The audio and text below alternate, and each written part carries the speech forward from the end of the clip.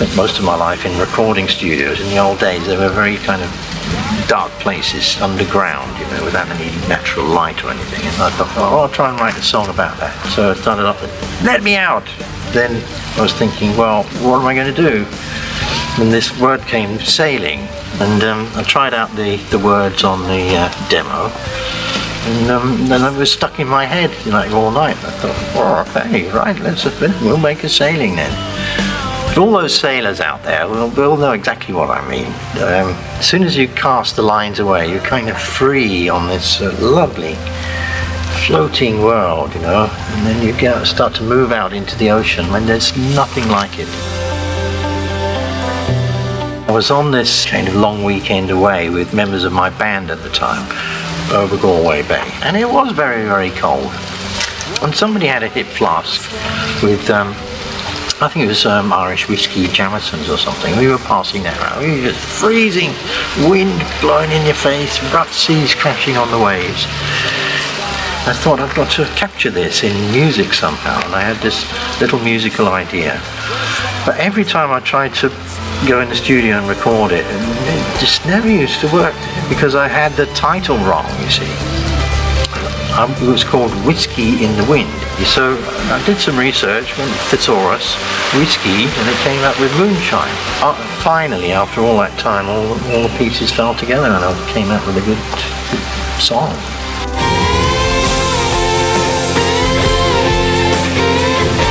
The title came to my head, and then I thought, well, okay, so I've got the title, and what can I make it about? And then I had these little images in my head. I saw footprints in the sand. I thought, well, what can I make this about? And I had an idea of making it about addictions, any kind of addiction, not just, you know, alcohol or drugs. Because I was trying to work out who was the singer, who was saying all these words. I thought, is it the addicted person? Or is it somebody looking at the addicted person and telling them about themselves? I was really stumped for ages until one morning I turned it, okay, it's the addiction is speaking. As soon as I got that, then I was able to finish the song.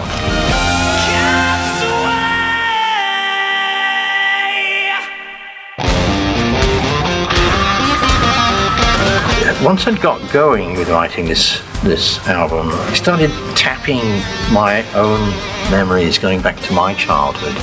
Coming from a home where there was, call it dysfunctional now, being a child afraid in a family which is, you know, not working properly, and there's problems there with sickness, with mental instability, with violence. Coming from a family like that, I still have the memories inside me. It caused me a lot of psychological problems in my life. Underwent years of psychotherapy until now I'm completely fine about it all. But the memories are still there, very, very deep.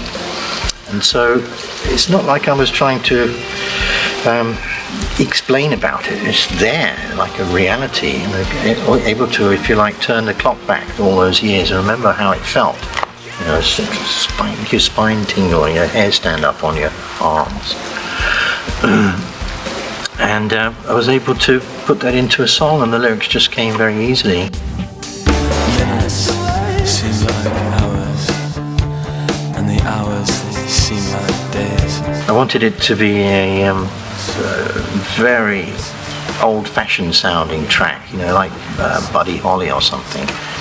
And for a long time there was a Vox Continental organ sound in there that was kind of clicking away. And in the end I dumped that because I felt I didn't need it.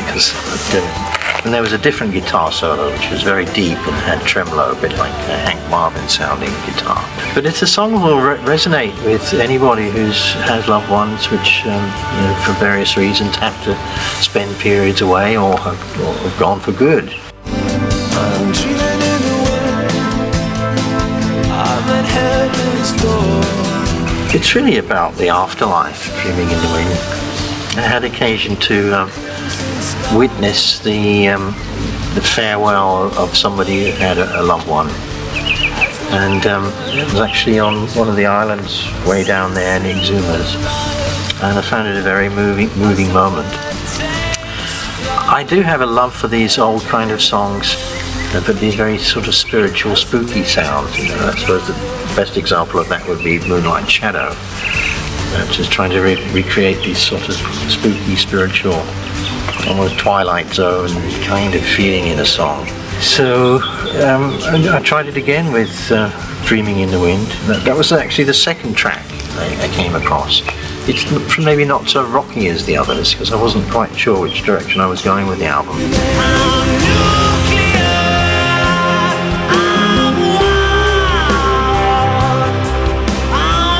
I was always fascinated by my grandfather on my mother's side, because I believe that his suffering in World War I was a lot to do with her problems, her psychological problems, when she gave birth to me.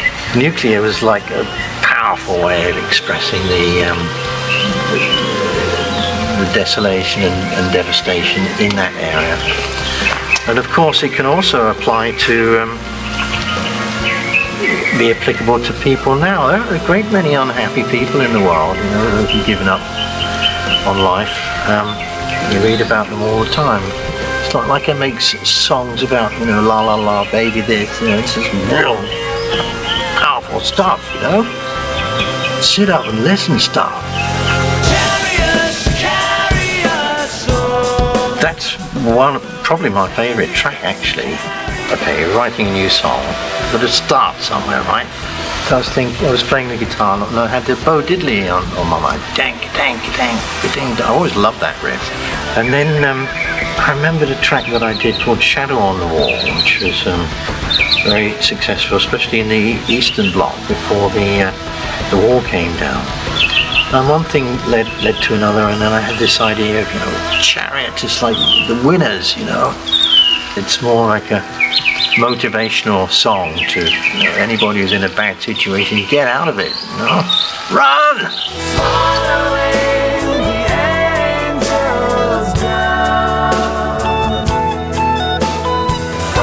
Well, the Olympics, I had to react to that somehow. The trust placed in me was amazing, and I wanted to put my feelings into some other form, about that whole thing. So I wrote down all the nice things I could think about it. But everything was coming down. The fireworks, they made the Olympic, the interlocking rings, and there was flames coming down. James Bond came down from a helicopter. Majesty the Queen came down from a helicopter. Everything was coming down into that, focusing on that stage. And I had a lovely time writing that song. I just needed to get it out into something else.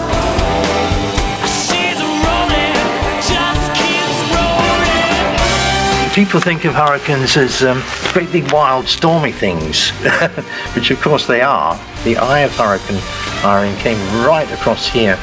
The centre of the eye was over there. So I had this picture of Irene being almost like this crazy woman, so it was like evil.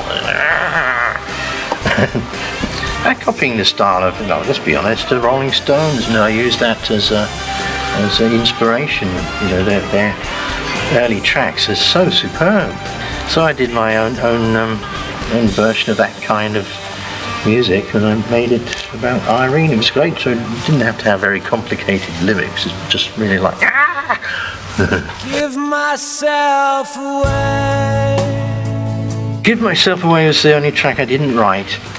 I adapted it. I thought it was one of the most beautiful songs I've ever heard, and I wasn't going to put it on the album, but I made the demo of it. It was Steve Lipson who persuaded me that it was a song of worship, a very popular song of worship, but I adapted it just enough to make it sort of more applicable to everyday life. You have to remember, it's almost like a homage to the person who wrote it.